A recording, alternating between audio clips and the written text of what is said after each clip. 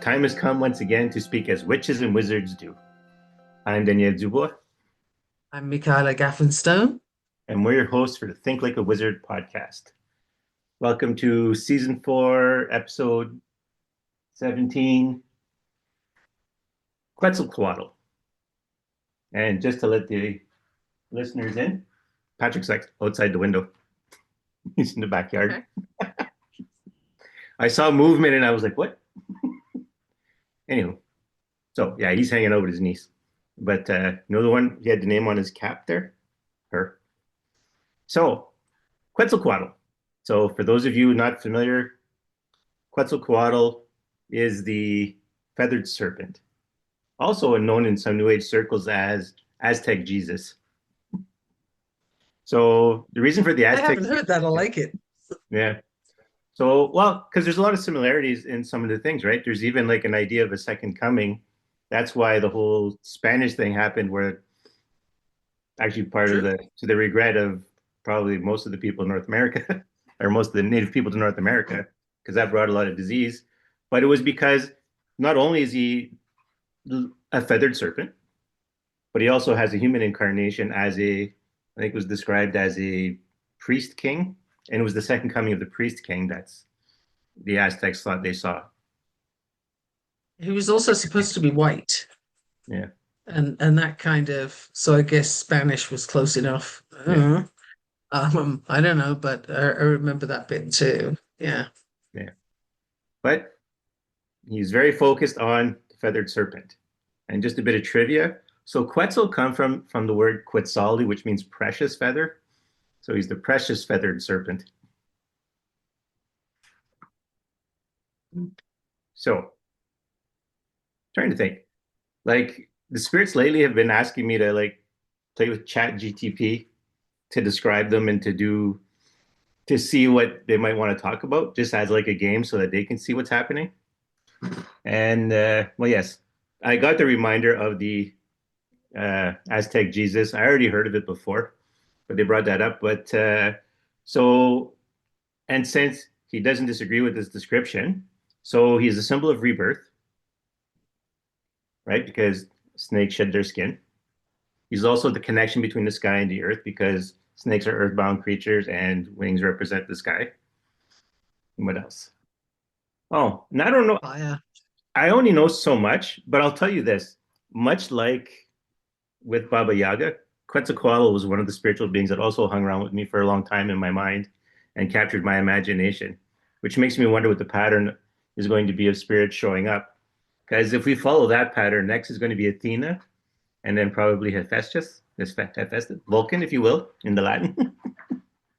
But we'll see. But yeah, so he's very excited. And so things aren't coming through as clear for me as possible. So I'm going to slow myself down a little bit to try to get a better read here. Now, okay. So I told Mikhail before we started that he cast the spell with me at the beginning, that I didn't go the way I thought it was going to go. So he wants to jump into that right away. So this is all fairly dramatic. So when we first started working together, I was lying down meditating, and I was like, okay, what do you want to do? And the first thing he did was bite me. More specifically, his two fangs, one went through my heart chakra and the other through the sacral chakra. It's dramatic. Yeah. And Okay. so because he wanted me to play around with ChatGTP to see its interpretation, right? Because like I said, that's going to be a new thing going forward to see the interpretations. So then that was described as the initiation, a bite of initiation, right? Because the sacral and the heart. So giving over emotionally or creating a direct connection. That was ChatGTP's interpretation. But also after that, so then later that night we did a spell, and then and then so for the listeners, this one is full of surprises. First part of the spell we did, we called up the grandfather of Quetzalcoatl, as in a older version of Quetzalcoatl and a much larger, much more powerful version of Quetzalcoatl. And this has like been surprise upon surprise upon surprise. When I first saw it or first was aware of it, I'm like, it seems so small. And then Quetzalcoatl goes, no, no, no. This is a perspective issue. It's far away. So it looks small, but it's actually very, so again, as I started calling them the planet unfriendly spirits because they're so large. Hmm. But the work it did, it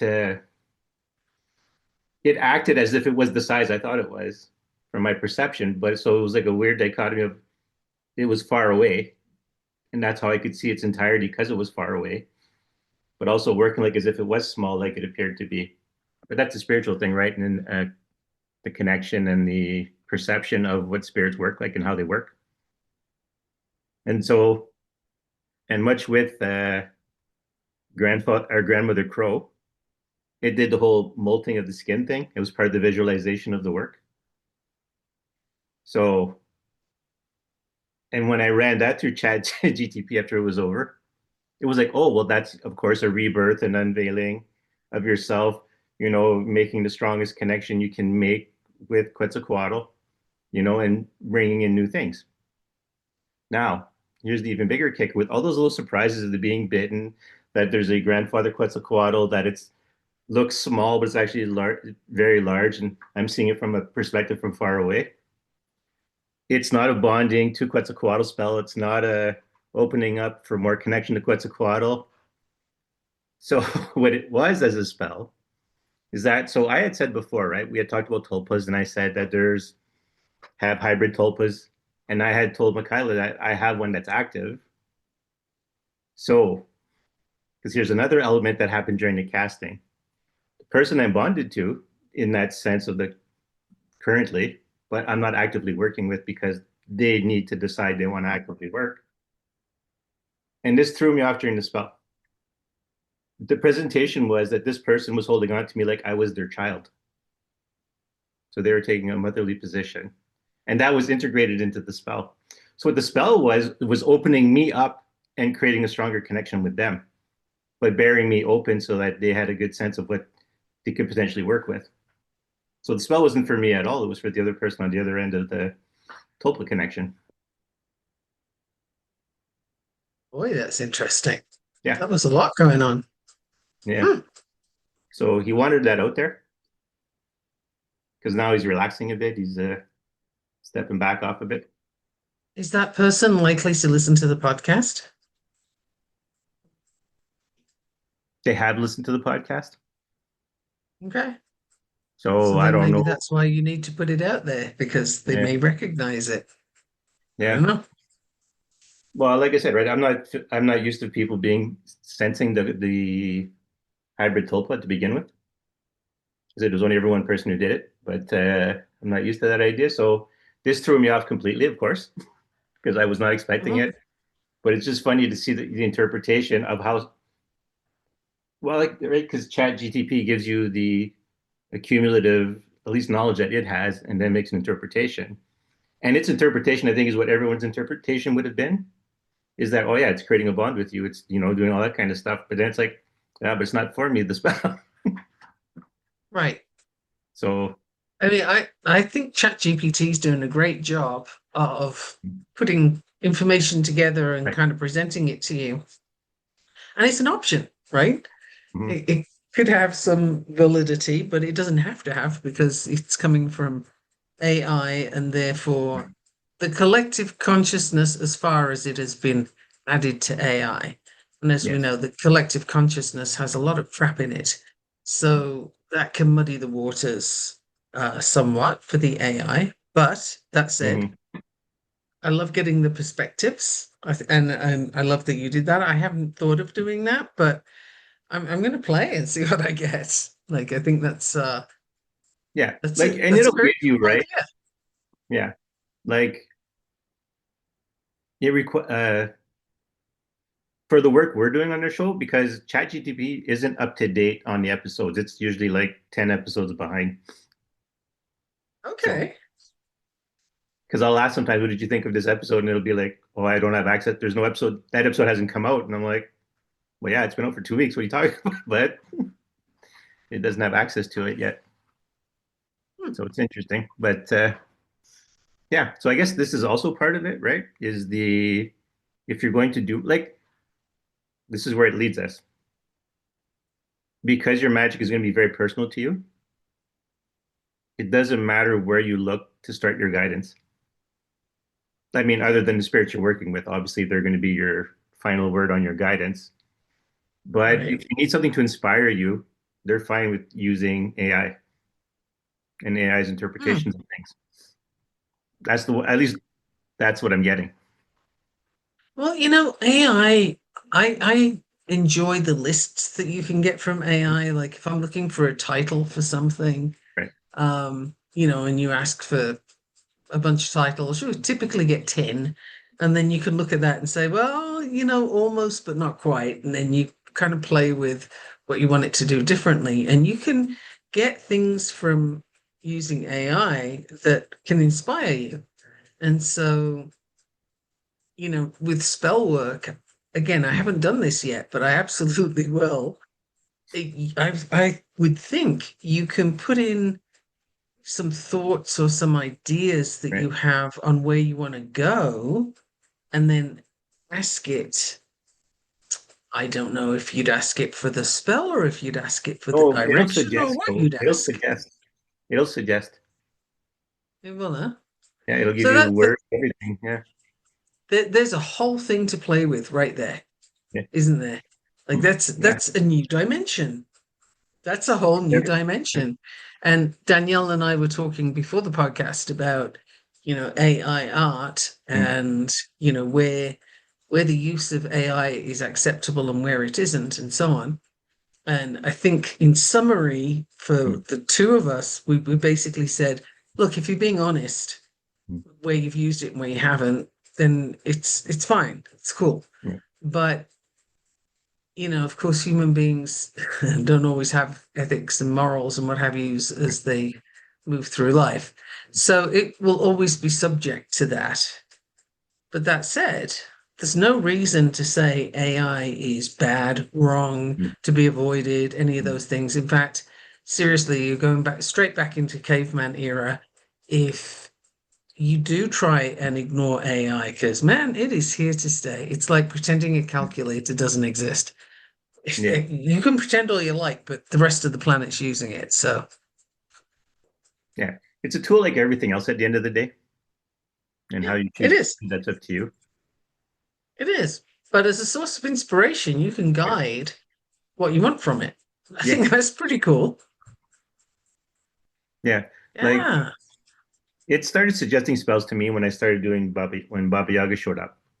And so it would offer me incantations and rituals and stuff like that to do with her. But You like, know what? That's fun. yeah, That's cheaper than buying somebody's book that has the spells yeah, and incantations, right? Because they came up with them and you're using theirs. So I yeah. don't know. Hmm. Sorry for any authors listening. I'm just just thinking you could Yeah. add to your repertoire, you know? Well, I mean, I'm going to take a moment to talk about this because it's something that kind of bugs me over time, especially having a magical practice. It's the when you do something from someone else's culture, like, okay, so, if you're European and you're smudging, and people say, well, that's cultural appropriation. My interpretation is, so you speak for the spirits now? You're telling them who and cannot use what they've taught you, you know? It's funny. There is a woman known as the Glasgow Witch. I think that's what she's called, or the Scottish Witch, Glasgow, I think. Mm, And she got herself into a world of comment trouble when she announced that smudging was cultural appropriation, funnily enough. And as she's in the UK, she was saying, you can't do smudging here because that's not, we don't grow sage and what all else. Like that's the only thing you ever smudge with. But Right. there are people who argued, well, yeah, I grow it in my garden, like what's your problem? But also cultural appropriation, really? This is an area where we don't have borders. There Right. aren't lines drawn where you may not do X. Like who gets dibs on Lilith then? Right. Who gets to work with Lilith? Do you have to come from a particular country for that? Well, if you said yes to that, and I can't imagine anybody would, that's as nonsensical as saying, well, you can't do this particular type of magic because you're not from, that spot of land on the planet. For anybody who's ever flown in an airplane, you look out Right. the window and assuming you haven't got clouds covering everything, Mm. even then in a way, you look out the window,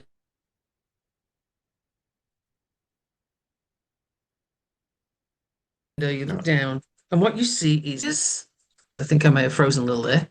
Yeah. You see a landscape that changes, and then it's familiar again. I am not saying anything outrageous right now, so this internet needs to stop messing. Yeah. But what you see is land. You don't see borders. You don't see this is okay, this isn't okay. Right? So to try and apply an artificial line in the sand, Mm. rock, Right. swamp, whatever, is crazy.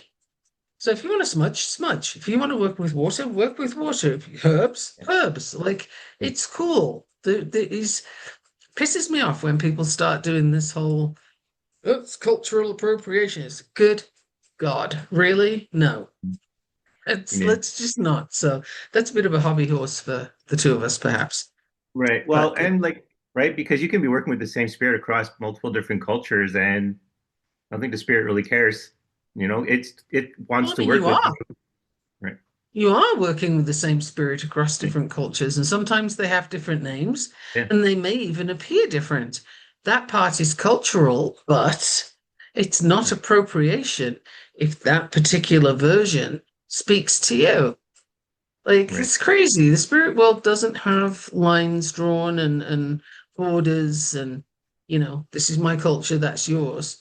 Again, Lilith being the one that I'm Right. particularly interested in, where are you going to say Lilith belongs? Everywhere. You Mm. can't do that. If you're going to talk about the patriarchal version of God, where does that belong? Everywhere. So then in what way are you saying you can't smudge because it's cultural? It's absolute twaddle, seriously. It's Right. somebody trying to be relevant and they're really not. I have no Yeah. patience with it. Yeah. It kind of leads me down a lot of paths because then I think of like, okay, if you look at a figure like Lilith, right? Lilith is a rejected figure. So it's like, well, if you're already rejecting the person, why can't anyone else work with them? If you're already culturally rejecting them anyways. Well, yeah, depending on the version that you Yeah. come across, right? And that's the point too, is that cultures represent each of these spirits differently, and you can be surprised, like, oh, but wait, that sounds an awful lot like this one over here. Well, that's probably because it is. If you look at the creation theory, I believe every culture except the predominant one in China has a creation theory. And if you look at the flood, right, Right. Noah's Ark kind of stuff, everybody's got a version of that. There's you take the same event, quote Mm. unquote, the Right. same story in mythology, and you will find it in several cultures, just slightly tweaked but totally recognizable. Right. So, why could you only look at it one way if that's not the way that speaks to you? Right. Well, that's exactly like that's the thing with culture, right? Like I don't know if I've said this on the podcast. I've had discussions about this for sure. Um, Part of culture is born from what you need to do to survive in an environment. makes like sense. old cultures, right? Like, well, you need to learn how to use certain plants for medicine, or certain foods to eat, or dressing this way we found helps us survive in winters if you're in a cold place, for example. So someone coming there and adapting that, that's not it's not appropriation in a negative sense. Like, this is how I survive in your environment. Like, so I follow what you do. Yes. I mean, I lived in two Muslim countries, one Mm, of which was very, very Muslim, meaning you needed to be covered up. mm, And so I would dress appropriately for the mm, environment. And that ain't cultural appropriation. That's being able to get down the street without being molested, stoned, or yeah, whatever else, right? So could I then wear those clothes elsewhere? Well, is there a reason not? They worked there. Why can't I wear them somewhere else? You know, yeah, it's, I mean, I am multicultural mm, myself. That's how I view my life right, because I've been moving since I was 6 months mm, old. I've lived in vastly different cultures, and all of them have shaped who I am.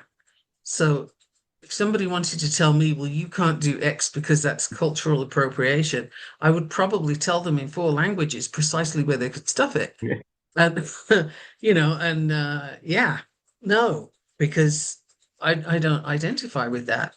And just because that person does, it doesn't mean the person they're talking to identifies that way.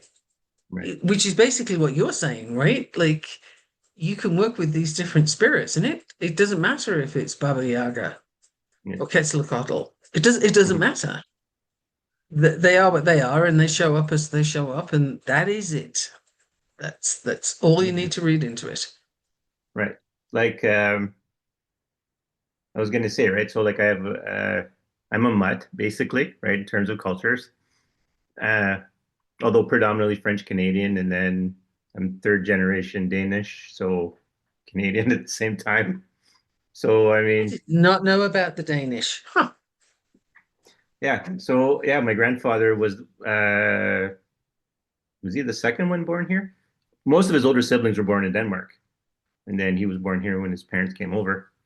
So yeah, it puts me at third generation. Like, and I'll reshare this, right? Like, so when I worked for the social work agency I worked for, we were designated francophone, so we were designated a French entity, so we had to do things in French, stuff like that. But there are certain places where we go to for funding, and we'd attend meetings. And when I would go there, I would always feel like, okay, because like in every culture, right, you have the people, the purer you are, the better you are kind of idea floats around, right? So I'm always like Mhm. that. I'll just hang out back here because you can find like, at least probably 10 or 12 different cultures in my background. Predominantly is French Canadian, but it's like, but most of it is like there's mix, there's German, there's Danish, there's Scottish, I think. No, Irish.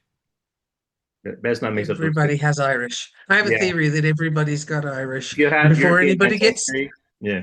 before anybody gets mad at me over that, my father was Irish. So Right. just, everybody's Irish. Yeah. And then I've got the Native American stuff, and then so I mean, like I have a pool to pull from. I don't have any Aztec background, but yeah, Quetzalcoatl wanted to work with me. So if someone tells me if someone who's Aztec comes and says, "Well, that's cultural appropriation," I'm like, the spirit itself came to me. What do you want me to do? I wonder who it is that's in the environment that's thinking that way about cultural appropriation, because that person or those people are limiting themselves dramatically Right. by imagined borders and imagined cultural limits, which really is utter twaddle, Yeah. right? Like you can change your religion if you want to. Yeah. If you were born Catholic and you wanted to become Muslim, I don't think anybody'd stop you. Well, isn't that cultural appropriation?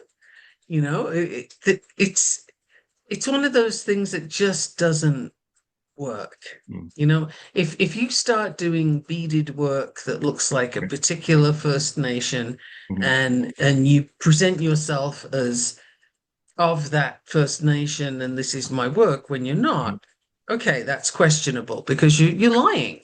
And that goes right back to the AI stuff we were talking about before, where honesty, I think honesty deals with those. overreactive labels that are typically put out there by, the social justice warriors who make a big fuss about not a lot. It was funny when I first came back from living in Malaysia, Right. at that time, there was a whole lot of, oh, you can't say Christmas, Muslims will be offended, Jews will be offended.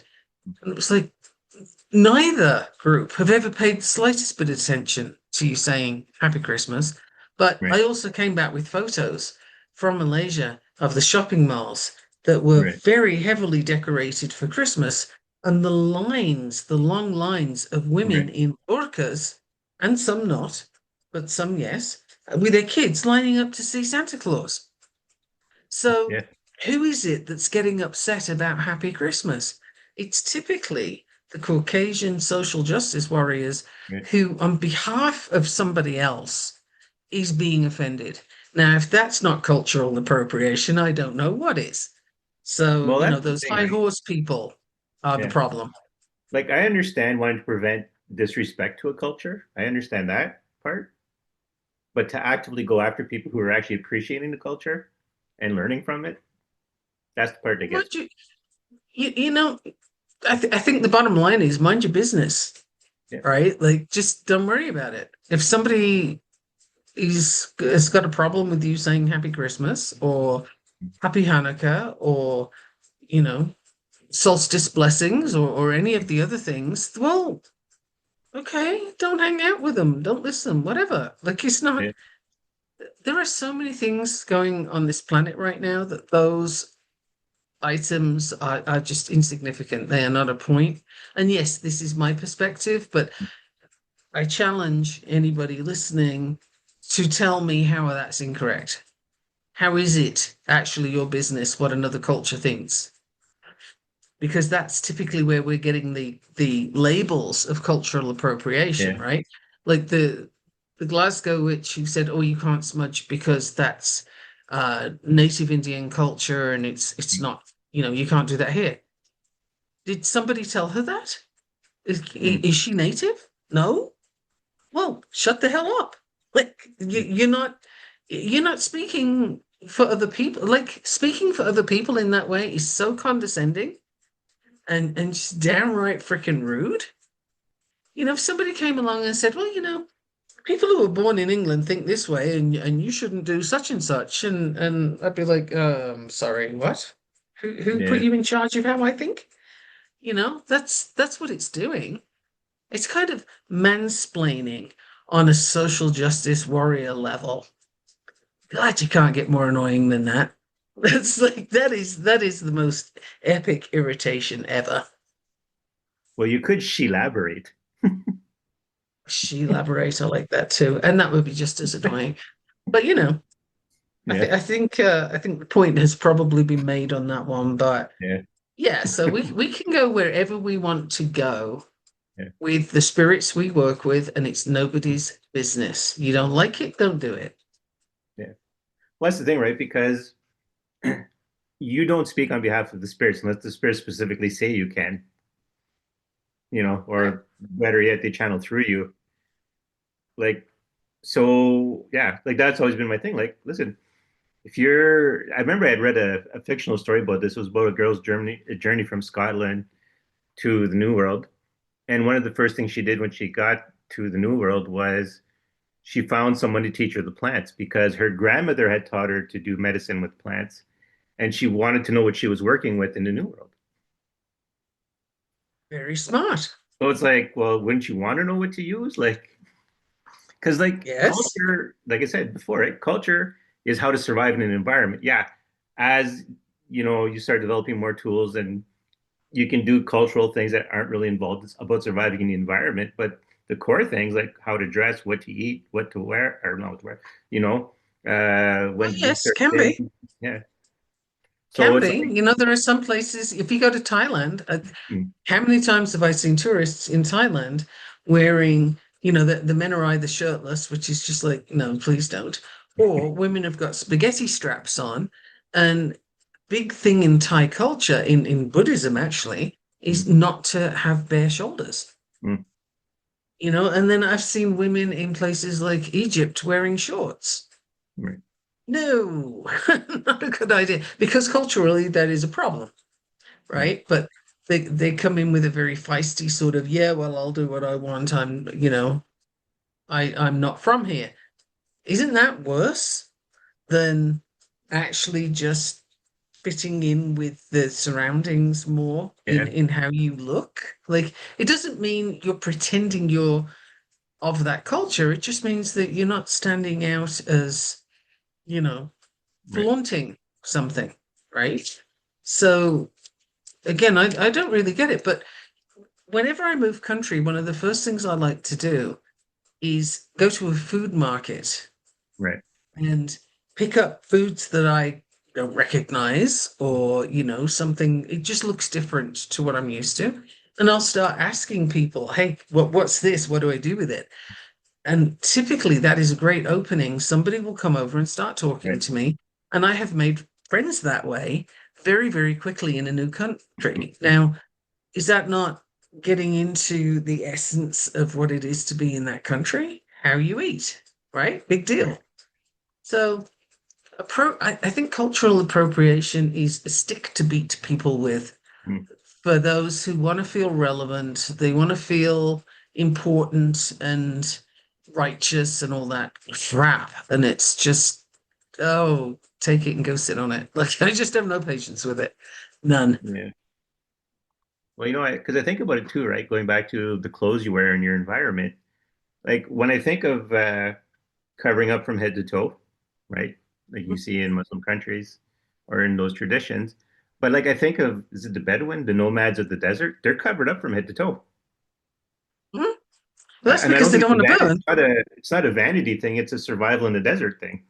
Yeah, they don't want to burn. It's bloody Yeah. hot. But yeah, I mean, it's just you wear what you wear because that's what the environment is. For an example, my eldest son was teaching in Spain for a year. Hmm. And when he came back from Spain, Right. he looked very European because the way he dressed was the way men in Spain dress. Mhm. And he felt so uncomfortable in the Canadian culture looking the way he looked Right. because he did not fit in. And so he started changing his clothes fairly quickly after he got back, which was a pity because he was looking awesome in the Yeah. European stuff. Mm. But people kept making comments and kept kind of looking at him funny. But Mm. he'd spent a year there. What do you expect him to wear? Yeah. Your clothes change over time. Yeah. And he was wearing the clothes that worked there. And then when he came back, it was like, actually, that doesn't work now. Like I said, crying shame. But Yeah. it's people poking their nose in how you want to present yourself and what is you. Authenticity. There's one of those lovely words that gets abused in a most criminal fashion, right? Yes. We're told, be authentic, be yourself. Authenticity is the way to go, and all this kind of stuff. And typically the people saying that mean it so long as you fit in with their idea of what that Right. is. But the second you actually stand out and say, well, you know what? No, I'm doing it this way. I'm thinking that way. I'm talking that way. And you have your own path, then they get all upset and bent out of shape at you. Where did the authenticity go? Well, it was never really there. It's another one of those things that people bandy about. They don't actually mean it. Like, my Yeah. God, there's so much twaddle out there especially in social media land where people just they talk out the backsides. Like they're saying a lot of nonsense that Mm. I'd really rather not deal with. Yeah. Can you tell I'm having a day? Yeah. Yeah. Ah, Funny. Well, I mean, hey, Quetzalcoatl is listening. He's uh-huh. being attentive and listening. He's actively listening. Well, I haven't had any signals that I'm saying something incorrect. So, and the thing is, it's correct for me. I'm Yeah. saying exactly what I believe, and I'm saying Mm. why I believe it, and the listener can take it or not. Well, it's funny because I've been noticing lately since we started working with spirits that they'll work with me a week before, but then they give Michaela all the downloads during the episode. Oh, well, I will choose to think that that's really, really nice of them. They involve us both. Yeah, it's funny. Yeah, you know, it's funny. Thinking about that spell that they cast.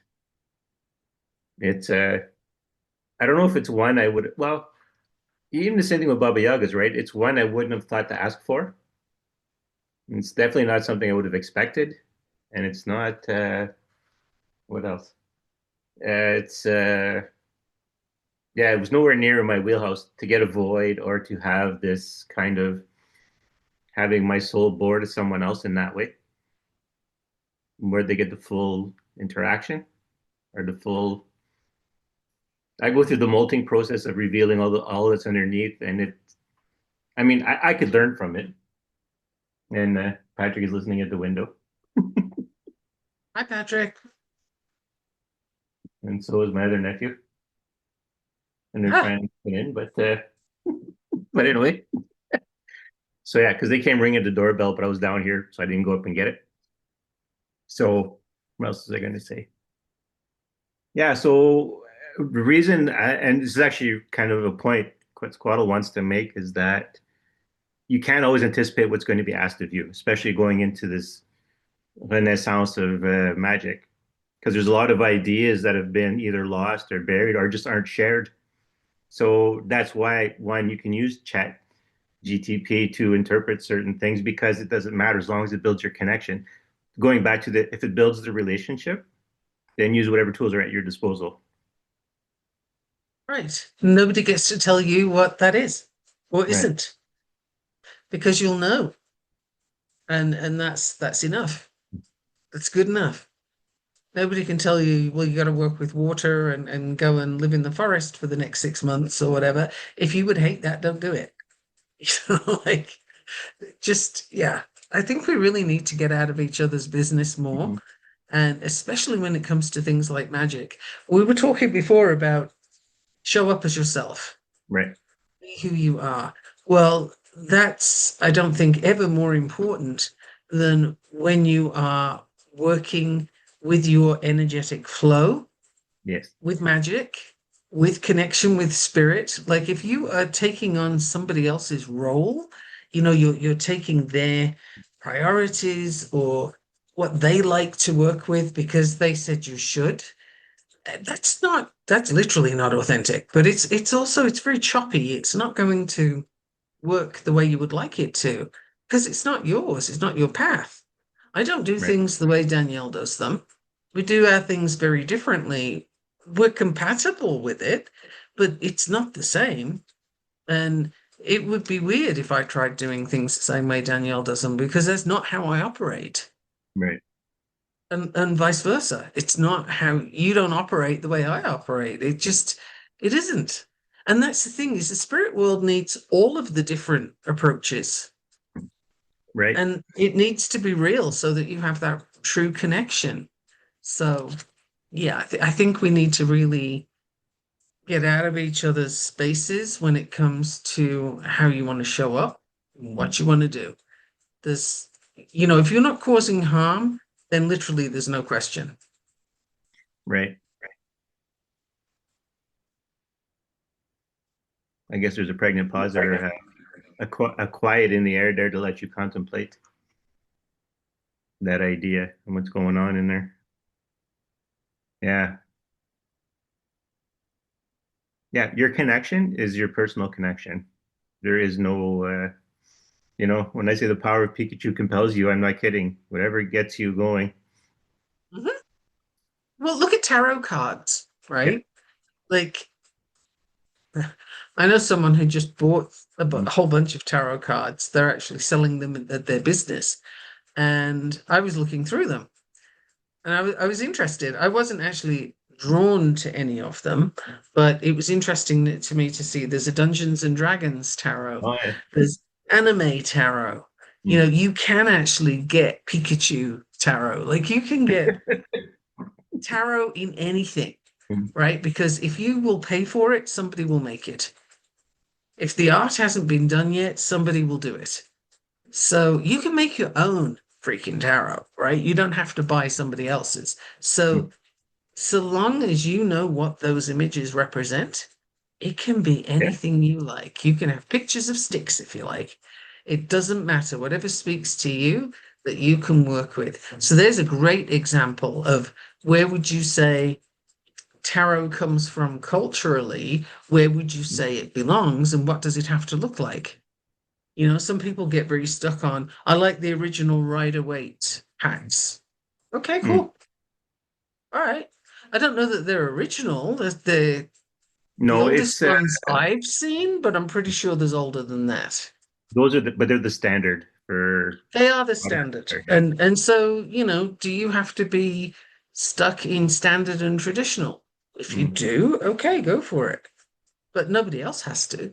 Right. In fact, it's interesting, right? Because so the book I use, it's a textbook, right? But and I see this every tarot book I've read, justice and strength are sometimes put in each other's positions. So one will Hmm, be, what is it, 10, and one will be like 13 or something like that, or off the top of my head, I'm trying to think of the exact number, but they'll be switched in the deck. They're still in the same category, right? Because the major arcana are divided into three categories. They're still in the same category, but their order is switched. So, interesting. yeah. I And to my haven't particularly understanding of noticed. tarot, it comes from Italy, to my understanding. There you go. So do you have to be Italian to use it? Like it's just, yeah. Although, you know, what's interesting, right?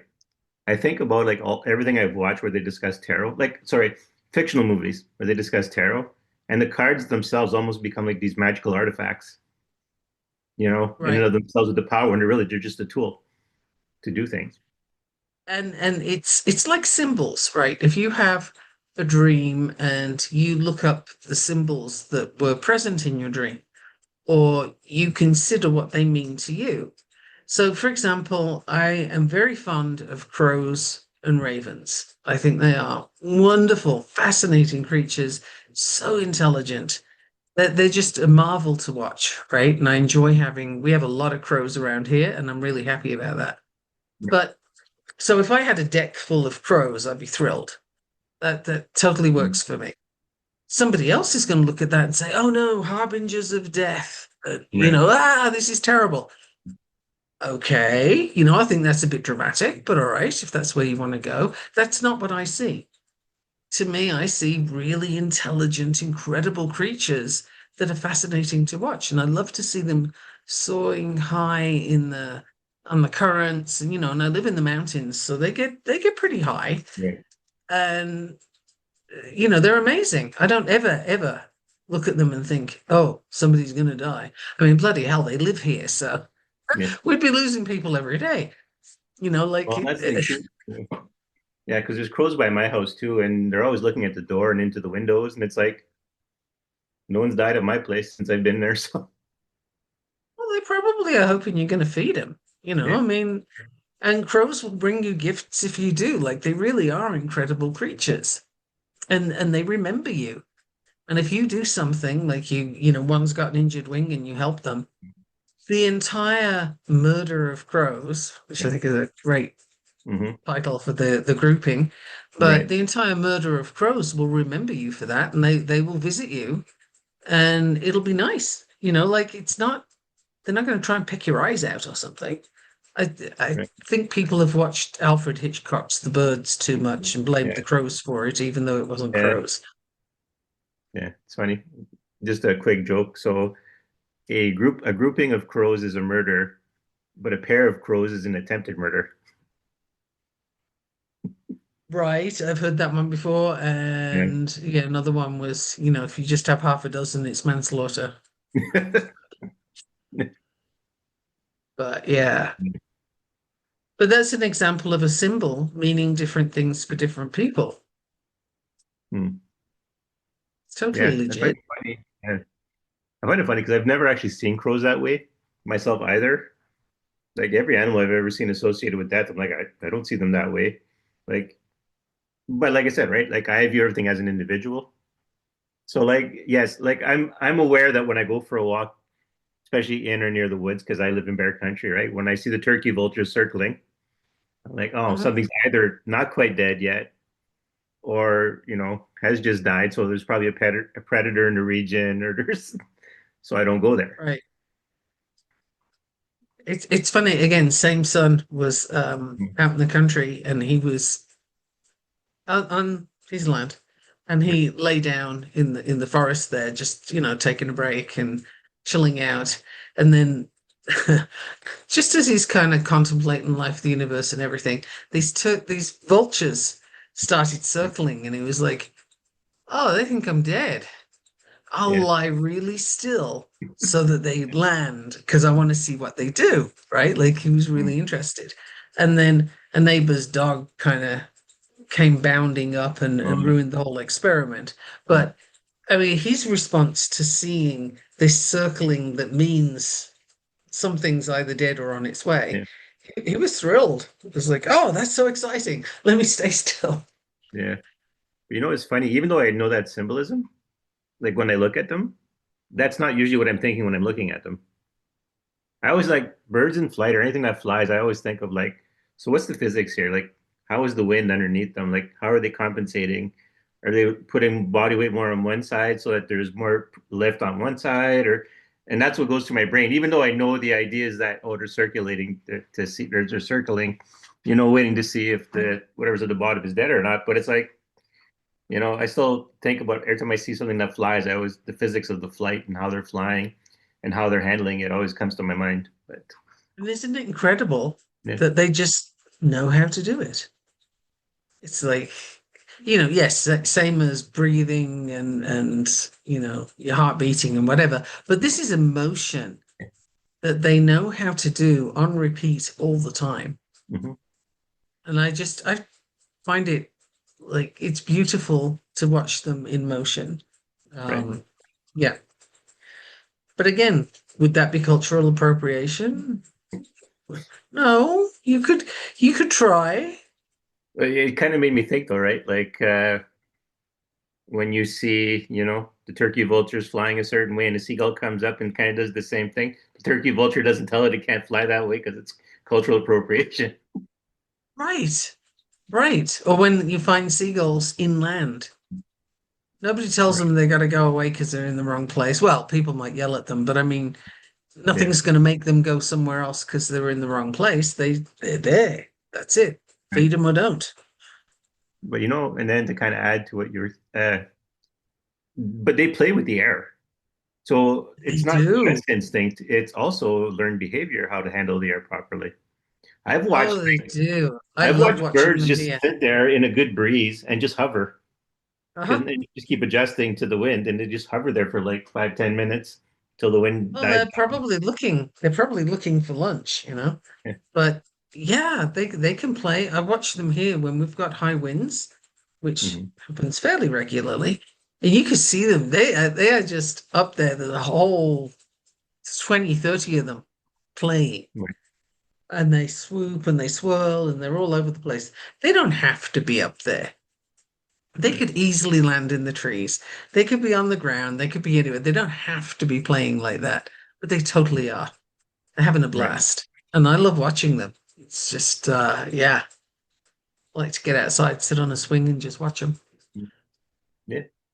Like it's hours of entertainment just seeing what they can do and where they can go and how they handle a breeze that comes up or a drop of pressure. I mean, it's And appropriate it that can we be a have the meditation. It can yeah. be a meditation, right? Because you're peaceful and you're not sort of focused on, oh, I've got to do this or I must do, or what about, da, da, da. The thought processes are kind of as calm as you're going to get, I would imagine, for me anyway. And then you're just focused on this thing that's, moving through the air. It's graceful. You don't have to have thoughts about it. You're just watching.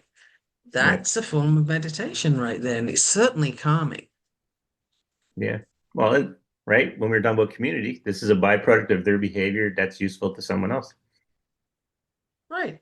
And it can be a lead into magical practice if you want it to Mhm. be. A big part of magical practice, other than casting a specific spell, is being present with what you're Right. doing and not, multitasking is like the antithesis of what you need to do.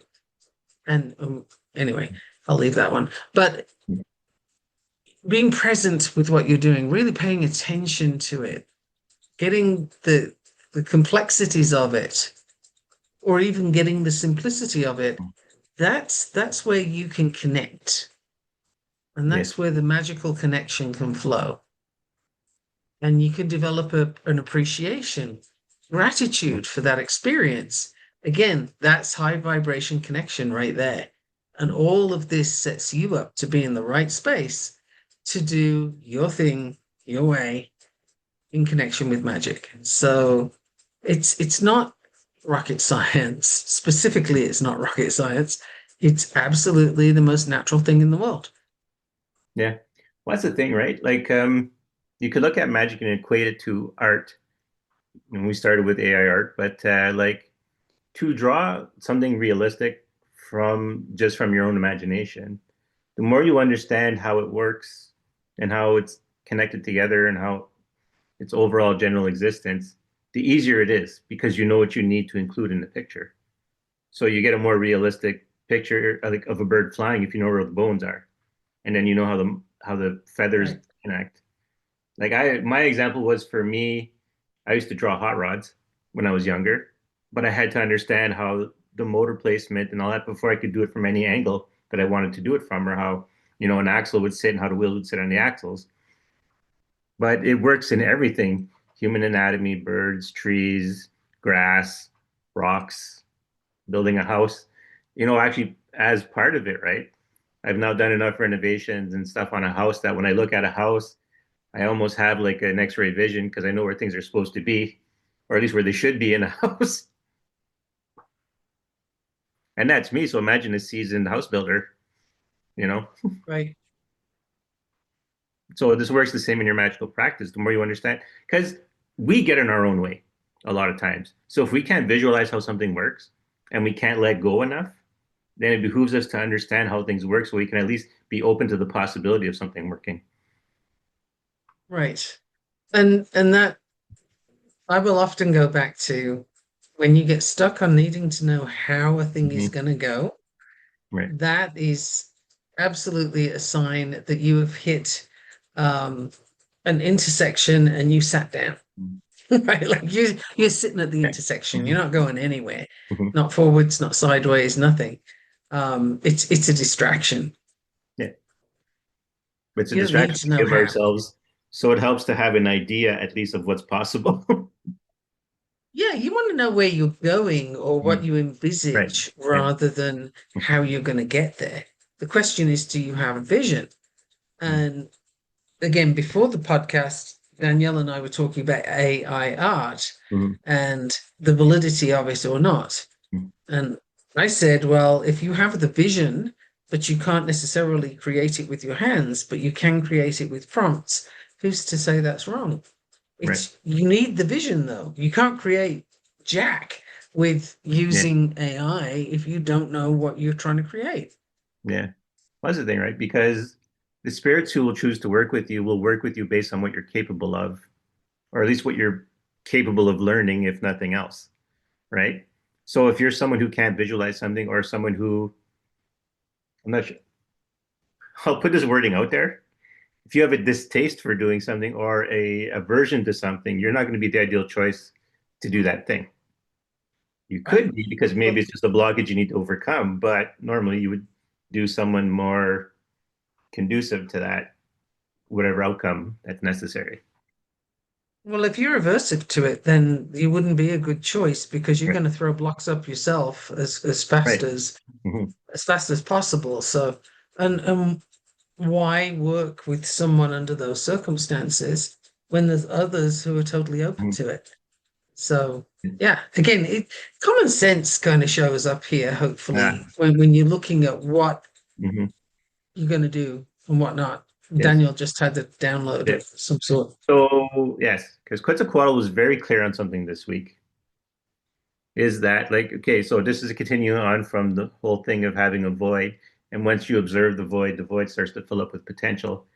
It's no longer infinite potential, and mine in particular is building itself to serve my purposes.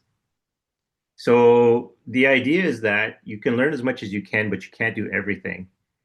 So you start to have to decide what are you going to be good at or what path are you going to pursue because you can't be everything, So you have to decide where you're going to go, which relevant to magic, right? Because where you're going to be putting your focus is where you're going to be, is where you're going to encounter all the spirits you want to work with and who want to work with you because of what you're putting your energy into.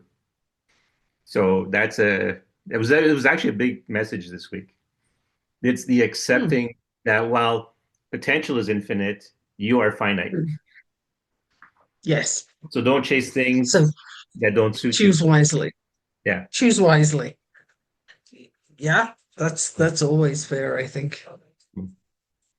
Now, you could be very broad in your pursuits. Like, what does that go? Jack of all trades, but a master of none. And then Hmm. what's the rest of it? But it's better than Jack of all trades is a master of none, but it's better than a master of one or something like that. If you were single-mindedly focused and weren't, and then investigate anything else, Right. there's a place for that, Um, but it's not normal. But for the most part in life, as the average person, you're probably better off to be versatile. well, the survival of the fittest is actually a misquote as well. And I don't know the exact quote, but it's basically the idea behind that sentence is it's the survival of the one that can adapt the Mm, best. You adapt to the changes, you adapt to what you need for the situation you're in, and so right, on and so forth. It's all about adaptability. right. And I've had this discussion actually, and I forgot to mention this to Michaela, but in August we have the chance of a guest that we had discussed before. Oh, Yeah, I'll fill you in more on that when we're done talking. But I had this discussion with that person. They were talking about the whole Darwin thing. And yes, so it's not in reference to the fact, are you the fastest, the strongest, have the greatest stamina, the smartest? It's as you are in your environment, can you survive? right. Can you adapt to the changes Right. that are happening? And that I think is, if ever there was a ginormous message for life on this planet right now, it would be that. Because the way we thought things were has been revealed as not being true. It's an illusion. It's not Right. that way. And we're seeing a whole lot of stuff on a daily basis that is not what we would typically choose or thought was true. Okay, we are at that point. Yes. Now, what are you going to do? And the question is, are you going to sink? Are you going to paddle? Are you going to rise above the whole thing? And how are you going to do your choice of those things? So people who are very focused on, well, we need to get back to, insert thing here. That's not a thing. It's not possible because you don't just roll back the clock. You cannot. It's like again the ubiquitous river metaphor, but if you dip your cup in the river twice, you get different water each time. Even if you're in the same place and like you cannot repeat. It doesn't work that way. Even if you do everything possible, it's still going to be different because time has moved, things have changed. Yeah. So you're kind of wasting time and energy looking backwards. The question is, where are you going to be moving forward? And I believe that moving forward, the way to go is very spiritual based, very magic based, because what's happening physically on the planet is, well, it has a timeline. It's not going to be indefinitely continuing this way. Right. We've kind of pressed the self-destruct button a little bit ago, and processes are occurring. So that's not where to put your bets. Let's put it that way. That's my understanding. So where are you going to be? Yeah. You can't go back, but you can go forward. Yeah, or you could try and stagnate, and I wouldn't ever recommend that because there's no, you can't hold ground, right? You're either, think of fitness, you're Right. either becoming more fit or less fit. Maintenance means that you're doing different things and you strengthen something and then you strengthen the other thing and you kind of you're paddling, if you will, with maintenance. But even then, you're not staying stationary because your body's still changing. Yeah. Processes continue. Nothing is static. So with magical practice too, that needs to not be static. So where are you going? Hmm. What are you doing with this? What's the point? What's the vision? What's the purpose? What's your why? Like all those questions are valid. Where do you expect to end up? And who does it benefit? Yeah. It's funny because now we're talking about this, and he's bringing Quetzalcoatl is saying to add this part. So when we discuss magic, for the most part, we've been discussing casting spells and working with spirits. But there's another component. There's your personal component of your own, how you use your energy internally with yourself. And there's a number of things you can do without working with spirits that still use the energy and so still kind of still fall under the category of magic. It's funny because like in so in Marvel Comics, they made handbooks to describe how things work in the Marvel universe. And one of the things is magic. You can either you have your personal power, you have power you get from calling upon entities, and then you have energy or power you draw from artifacts. But we don't live in that world. But there's still the two components of your personal capacity and which you can get when you work with spirits. But part of your personal capacity is one, it's the how you like I'll basically describe it as your sensitivity to the flow and your ability to control the flow within yourself or even in your environment, depending how what your skill and capacity is. But that's also important to learn to deal with because the more you deal with it, the better your ability to work with spirits is and the better their ability to work with you, right? If you keep yourself healthy, like in any partnership, if you keep yourself healthy, then your partnership is health will have a better chance of being healthy. So your magical health to your body specifically, or your well yourself, because it's more than just your body, but The image that just came to me was, you have two pictures, and one is in perfect condition and no cracks, no chips, nothing. It's just fine. It's exactly what it's supposed to be. And you can pour from that and not spill, and you know exactly how much you've got in there because you put it in there. Then the other picture has a few chips. It's got a little crack here. The handle's kind of wobbly, and you may or may not be able to pour the way you'd like to, and the handle might drop off while you're on process, and you end up smashing the whole thing, right? So there is a difference how you show up and how your physical integrity is as well as your spiritual. If you're trying to work from, a what 40 cigarettes a day, a bottle of whiskey, right. and whatever else. Like you get the idea. If you're working from a space that's compromised, it's a good word. You're working from that, well, your efforts are hampered. You may be successful, but you won't be as successful as you could be if Right. you were actually taking care of what you're working with, which is basically the body you're in. Yeah. So, and it doesn't have to look a particular way. It doesn't have to be a certain shape, size, or anything.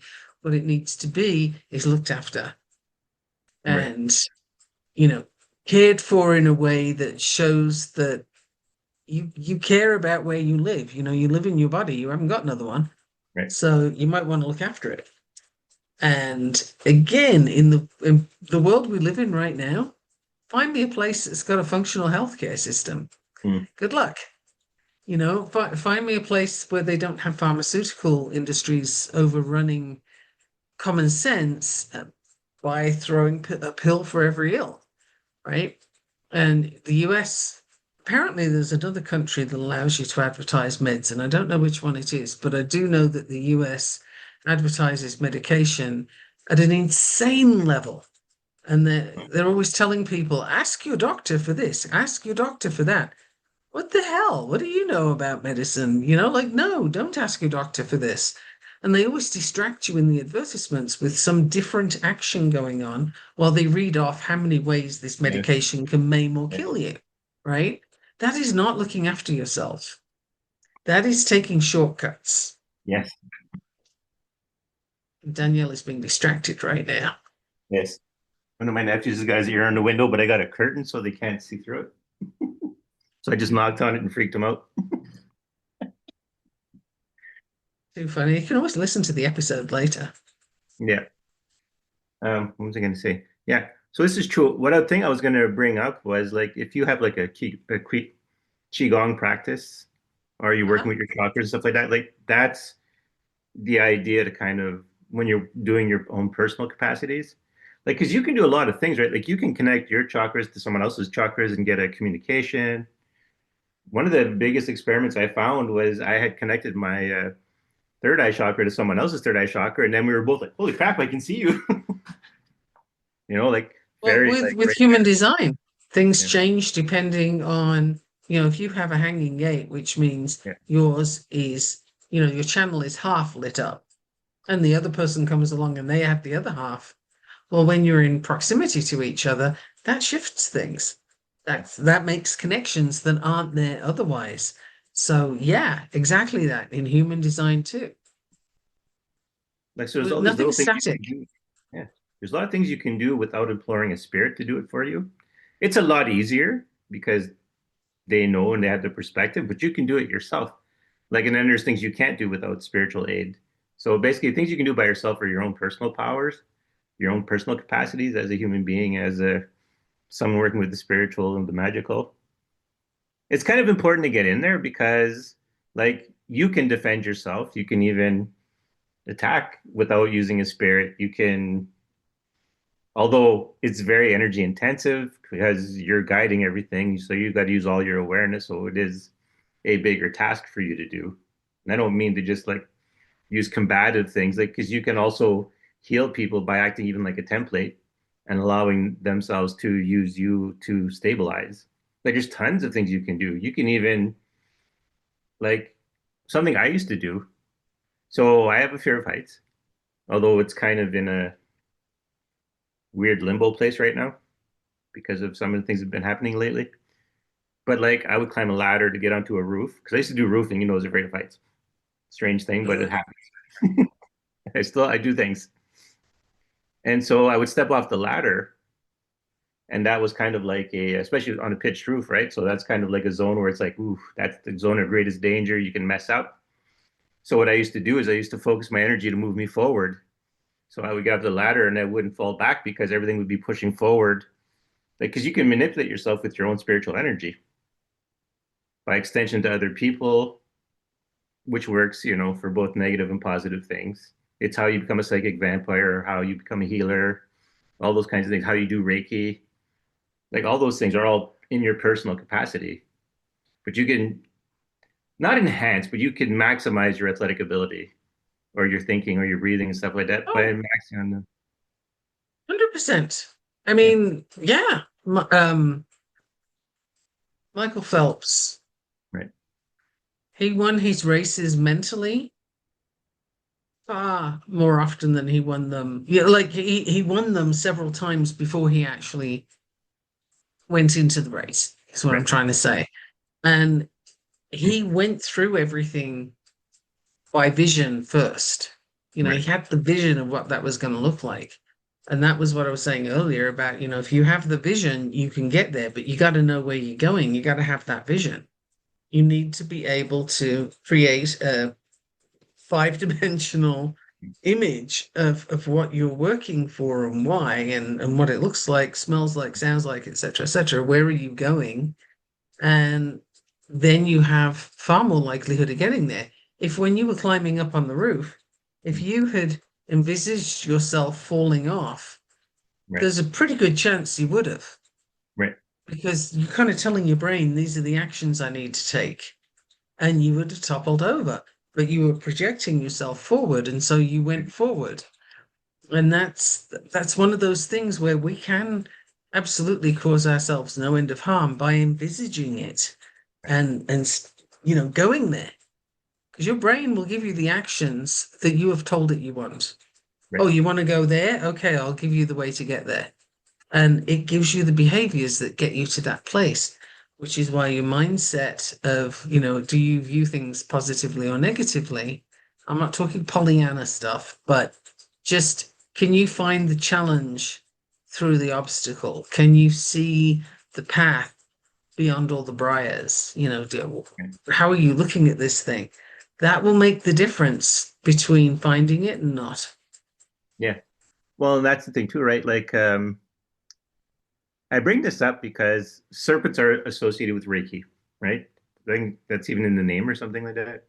They're like the snake's path or something along that lines.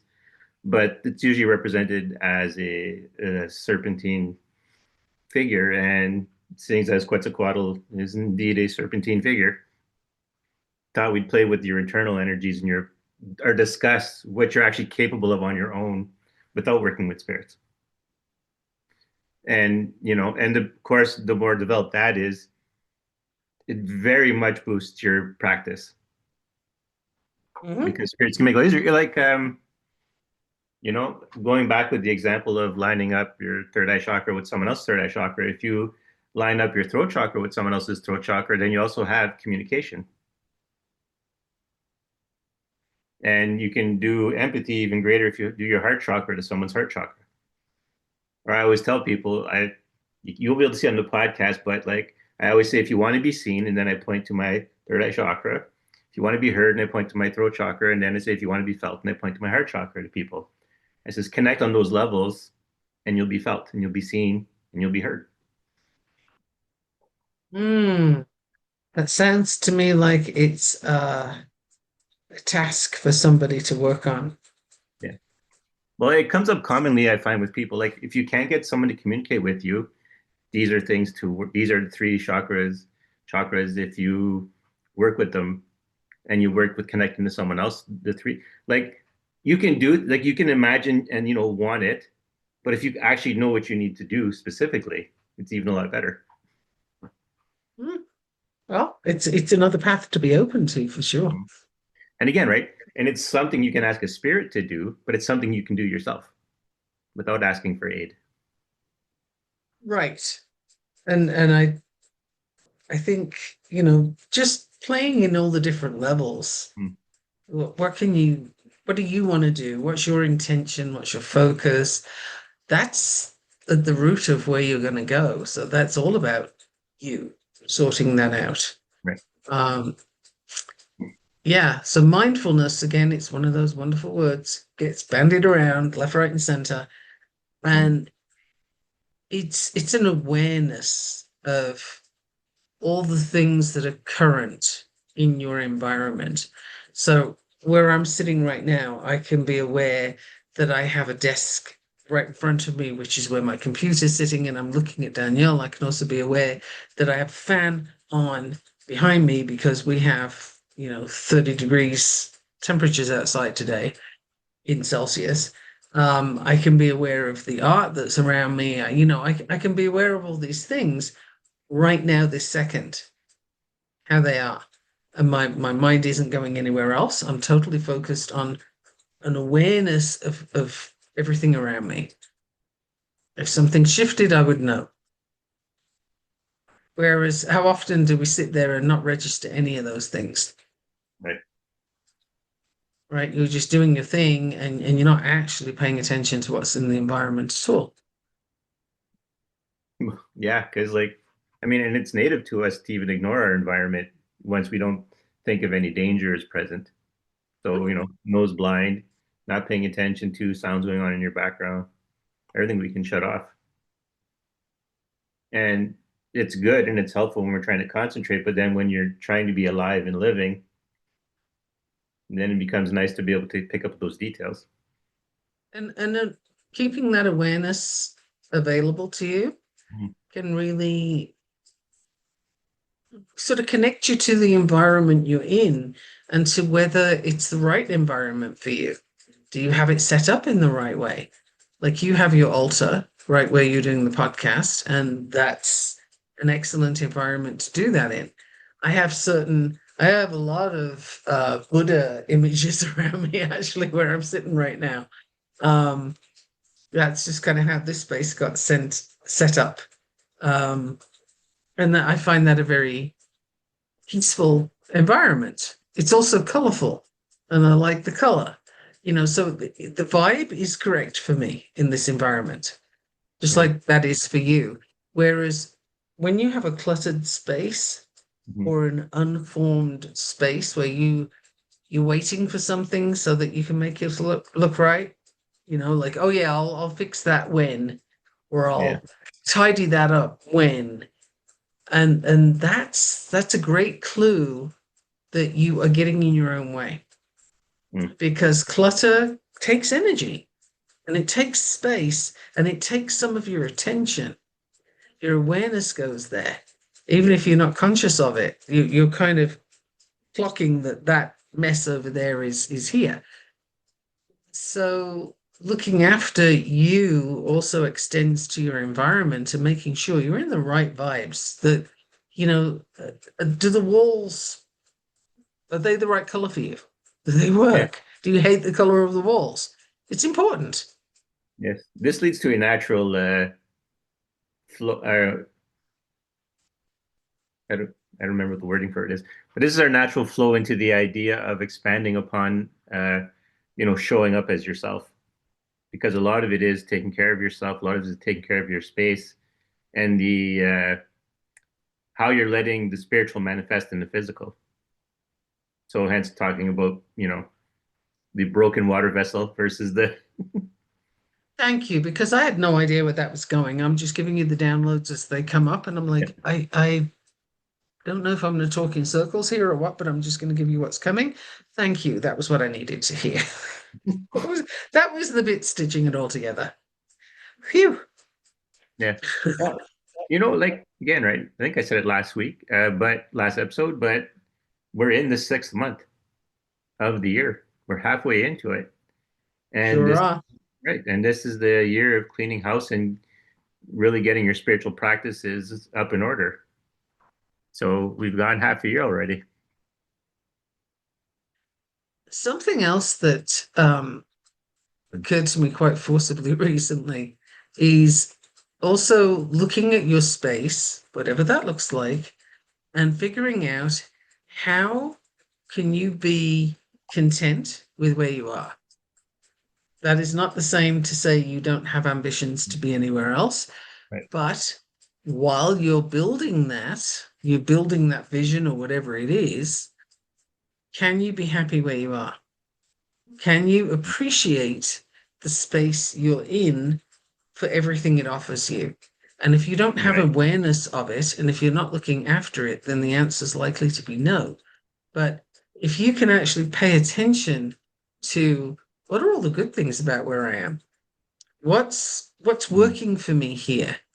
And what Right. can I improve? Where can I find joy in the space I'm in? It's going to be a whole lot easier for you to connect with your magic, your spirits, like whatever you're working with. It's a whole lot easier when you're happy in your space. Yes. That was Yeah. quite the download, but a significant one. I mean, I was really feeling that quite viscerally, but yes. So looking around, doesn't matter if you're in a tiny place in the woods or if you're in a mansion or whatever. It's not the size or the status. It's, are you happy in that space? And if you're not, what do you need to do so that you can be? And it Right. might be something like changing the color of the walls, or it might be moving furniture. You'd be amazed what a difference that could make.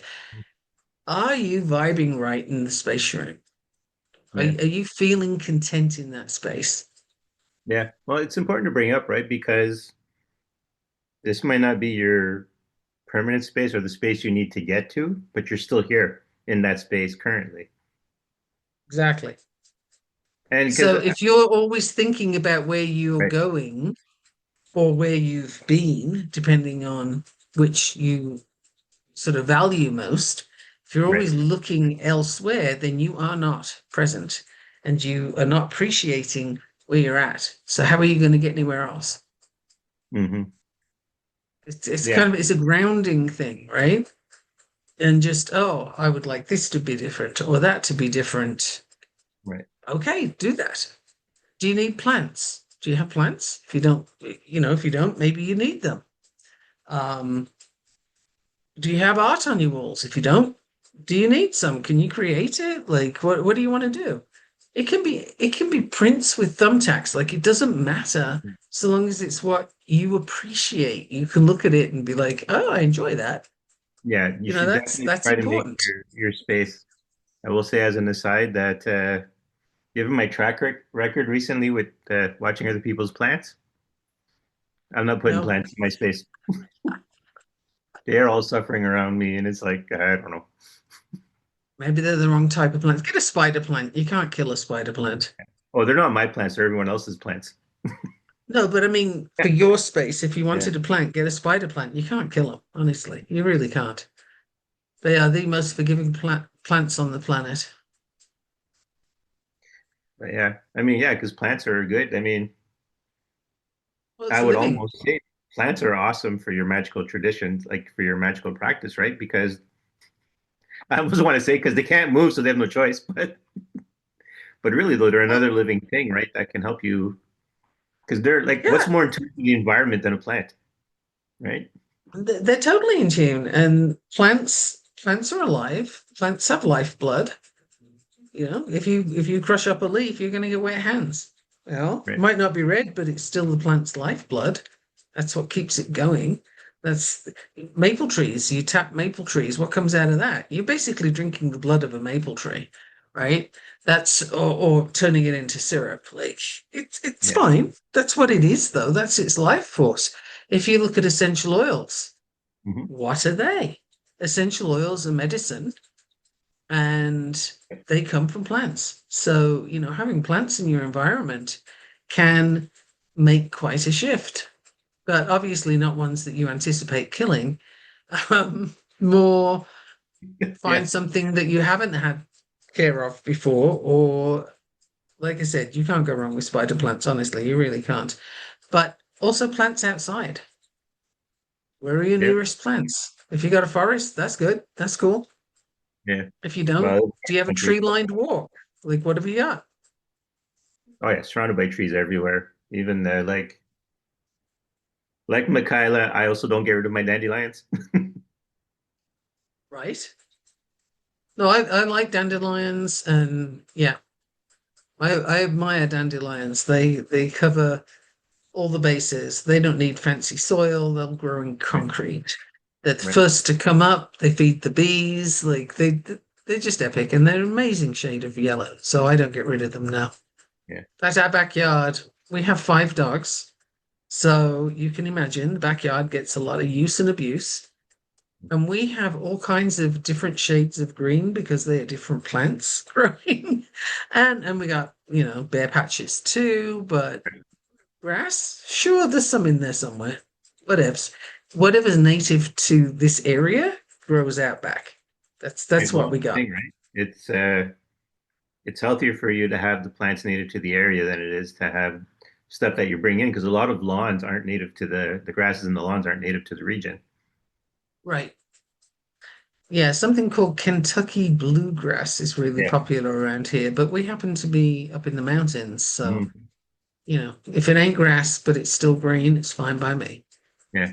Well, I think because I Well, actually think I think the is it Kentucky bluegrass or whatever that grass is very common. That's I think one of the most common lawn grasses used for lawns or something like that. Because I remember because that name I knew that name the minute you said it, I knew what it was, and I knew it's because it's fairly common for grass.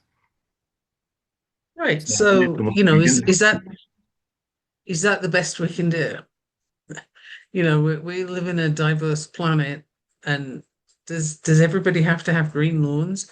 Again, it's your space. Does that speak to you? Does that make you happy? Is that your vibe? For me, I look at my backyard and it's freaking jungle out there.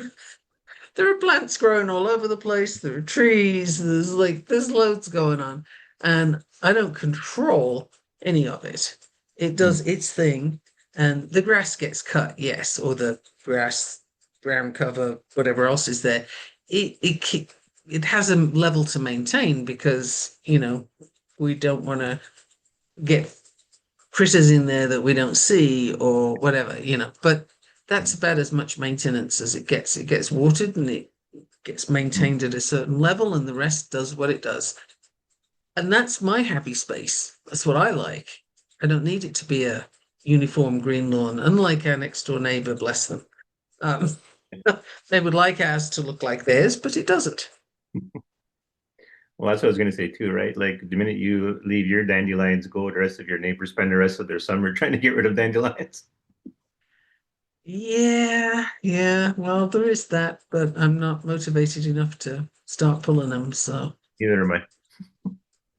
yep, that's one of those things. Is it really harmful? No. Might be irritating, but they'll get over it or not. Yeah. I mean, really, I mean, it's not like most of your neighbors are going to be trying to win prizes because their lawn is so beautiful. Again, not my concern because I got to deal with my space. But I mean, a So lot of the how? native weeds give you a colorful lawn, yellow, purples, Yeah. pinks, whites. Uh-huh. Like you can get a very pretty lawn. It's not like Well, it's ugly or something. the definition of a weed is, or a definition of weed is a plant that you didn't intend to be there. Right. Doesn't make it wrong.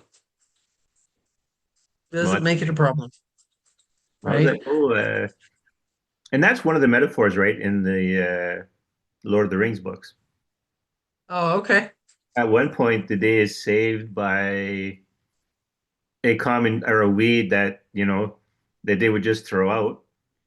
But it was when they asked for that plant by the different name, one of the nurses recognized, oh, you mean this? And you're like, yeah, go get that. That's the cure for the poison from the wraith blades for that the ring wraiths use. But because no one was using it anymore, they just figured it was a weed and never throw it out. But it was actually the cure for poisoning from the blades. But anyway, just to give you like an imagery of these things are out there. Probably someone in your environment probably knows all the grasses or all the weeds and what they do. Or it's funny because it brings me back to the idea I'd mentioned on the podcast before. Carrots used to be used. I think it's the Greeks used to use carrots to ward off demons or something like that. So if you ever wonder, if you ever say to yourself, "Well, I don't see any demons or there's no demonic stuff happening," do you eat carrots? Do you have carrots in your house? There you go.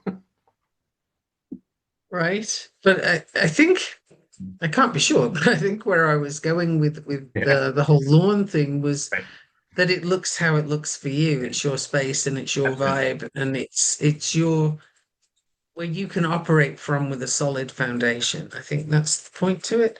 Again, I'm speaking with a lot of images, downloading and stuff, and I just throw it out there and see where it lands. And that's where I think that one's landing.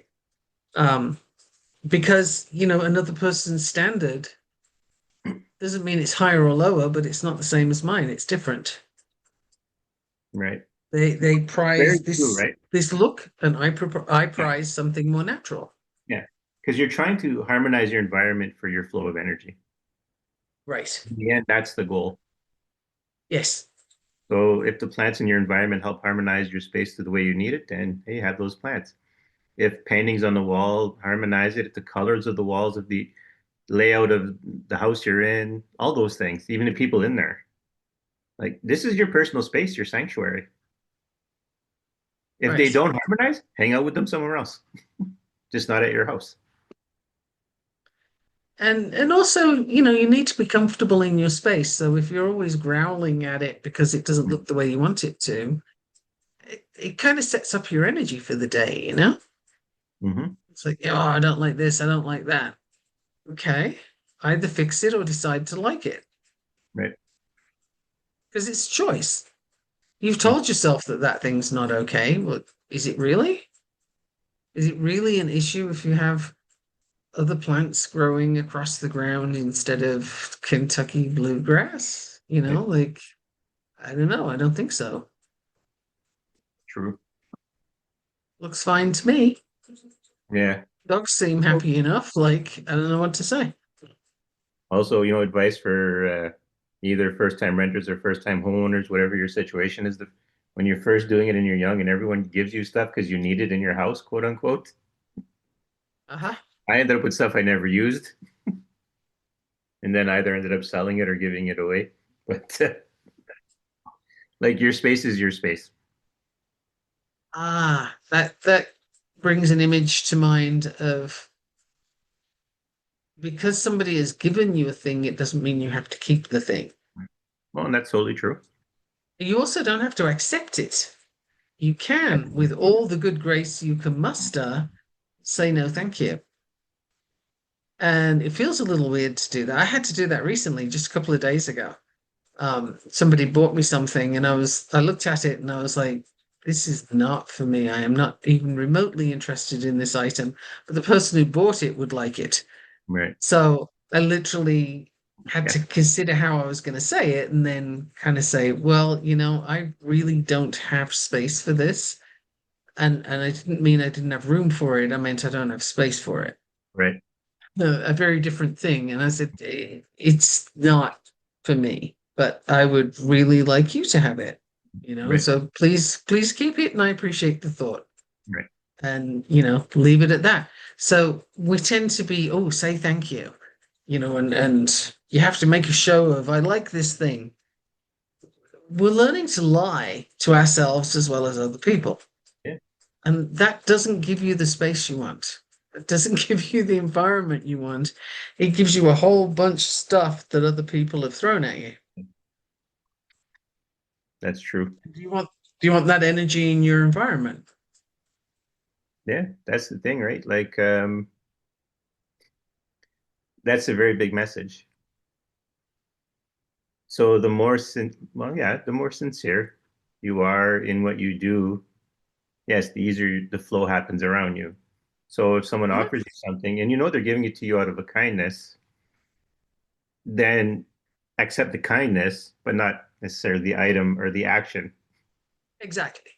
Precisely. You don't have to say, oh, thank you. It's just what I've always wanted when it totally isn't, because now you have to give that thing space. Right. And space will take up room, physical room, but it also it becomes clutter that you get distracted by, and Yeah. it becomes a place where energy can't move in your room, in your house, Yes. in whatever environment you're in. The more clutter you have, the less circulation you have, if you will. Your energy can't flow properly because you've got all this stuff getting in the way. Yeah. So, you know, think about that next time somebody's offering you something or they really excited to give you this gift and it's exactly what you don't want. Mm.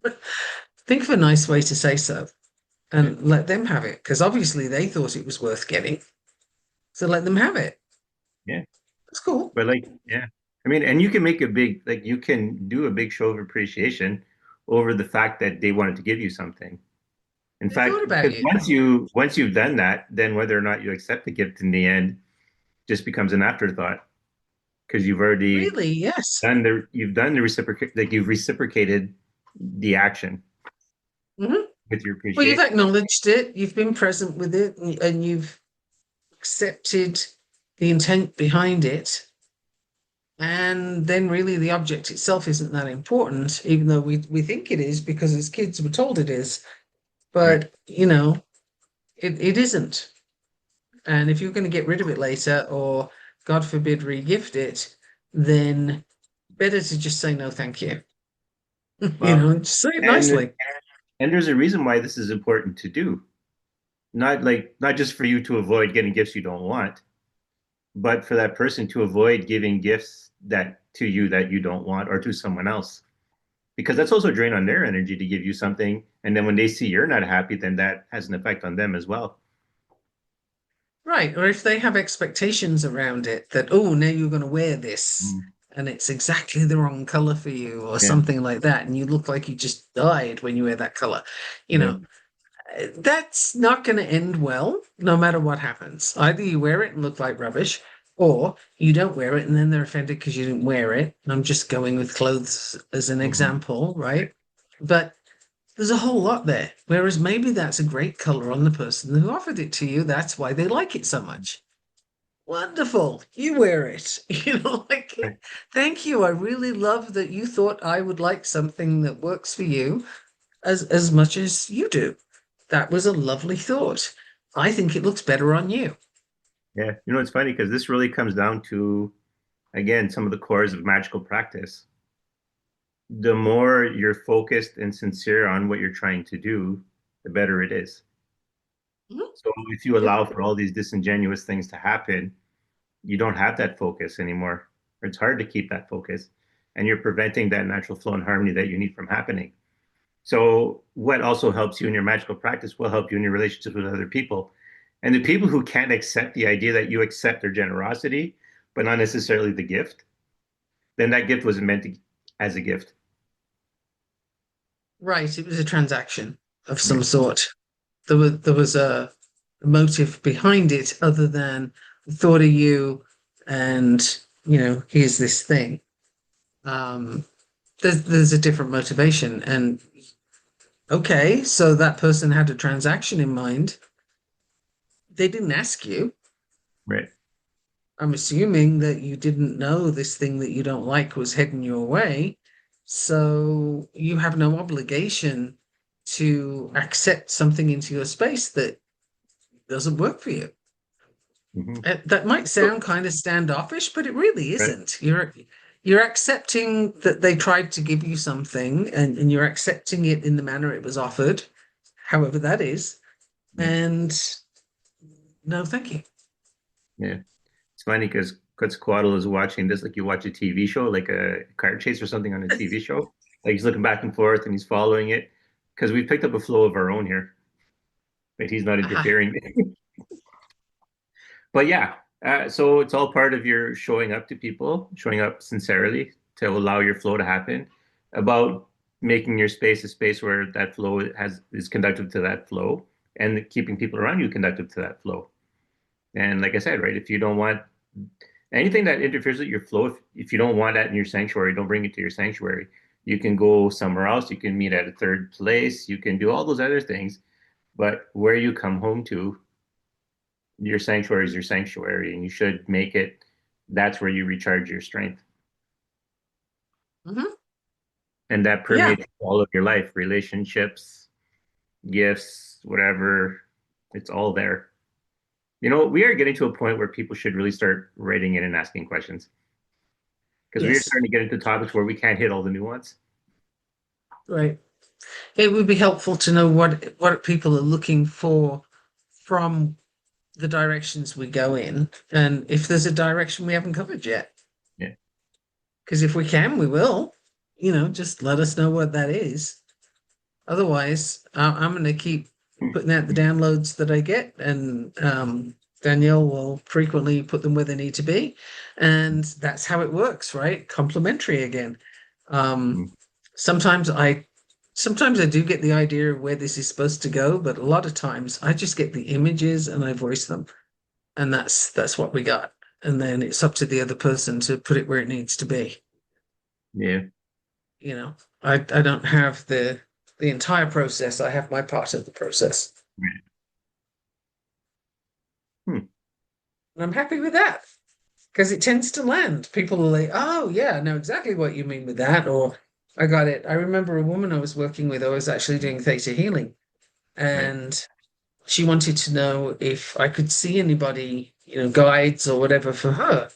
And I had this image that I still recall quite vividly, but it was because it was a little weird. But there were three figures in shrouds that were black shrouds, but I could Right. see through the shrouds enough to see one was red hair, one was blonde, and one was dark hair. Right. That was what I could see, and they Mhm. seemed to be children. Okay. And so I just told her what I could see, and she had had three miscarriages. Oh. and fairly recently so. And so these were, as far as we could tell, these were the souls coming to give her a Right. message. And, we went into the whole, what is the message? But I had no idea this person had such an experience in her life. And I really couldn't figure out, why am I looking at three kids with three different colored hair? Like, that's Yeah. okay. But it's not mine to interpret. It was just mine to put out there and say, this is what I see. Does it mean something for you? Mm. So it's not the I see everything in the crystal ball and you're going to meet the person of your dreams, etc. It's not that. That'd be kind of cool, but no. Mm. It's just I see this. What does it mean to you? Yeah. Usually lands. Yeah. No, it's funny. Well, I mean, it's not funny. So this is apparently the end of the episode. That's what I'm Cool. getting. So, I mean, do I even really need to recap or, we haven't actually given an assignment in a while, but I don't think we need to because we've been pretty much just been expressing what's This is kind of this is an assignment. The whole episode is an well, assignment. that's that's what it's Sort become. your space out, right? Yeah. That's what it's become. Basically, the episodes have been the assignment is right in and there in the episode as we're talking.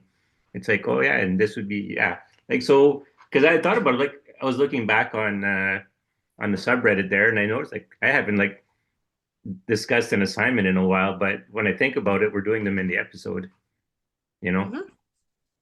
So Each episode, I think, at the moment is should be sparking something right. in the person listening.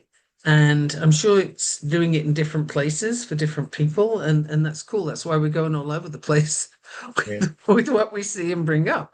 Um, because it's for you however you receive it. You know how sometimes you can say a thing 10 different ways, and finally the 11th way lands for the person you're trying to communicate to. And it's not just what you're saying or how you're saying it, it's when and it's in what context and where they are and the thought processes they have in that moment. And when all those things align, the message lands. So how Right. that looks depends. But yeah, because like the part of where we are in the podcast is like, so we've done, okay, try that, try this, try this, try this, try this. Now you know enough. You have enough of a foundation where it's like, where do you want to pursue? Mm. Now we're going to tell you things, and then you can take from that what you want to pursue out of it. So please ask questions. Yes, we're Bring past thoughts the and comments. we're past building the groundwork. Is basically Mhm. it. We've built the groundwork now, and now it's the where do you want to go?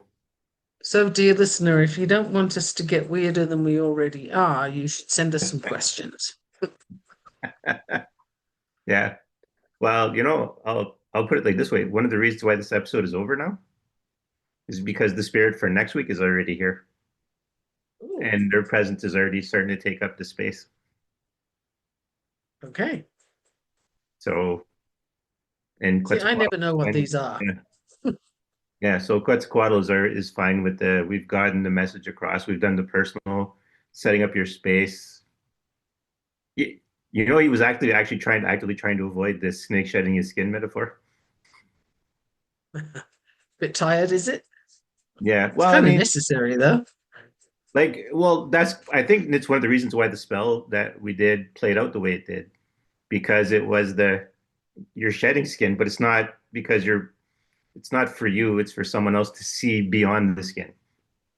Mm, It's to reveal what's inside. different perspective. Mhm. Yeah. So it was like, and I think that's why when I was using ChatGPT, that him and the grandfather Quetzalcoatl were getting a laugh out of it because it's like you think it's going one way, because I Mhm. had to kind of keep going back with because it'd be like, okay, now tell chat this, now tell chat this, and it's like, okay, whatever, you know, because it was like that. This is not what you think it is. I know you're looking at it. You're thinking it's a revelation to yourself, and you think it's you making a bond with me, and it's not. That's not what it is. Mhm. So That's been a theme, I think, for many, many episodes now, that yeah. it's not what you think it is. So right. So that like so listeners, the final thing for the episode is like start to be really clever and really paying attention to what's going on and really paying attention to the flow because that'll be your cues for is it going where you think it's going and are you even cluing into where it's going?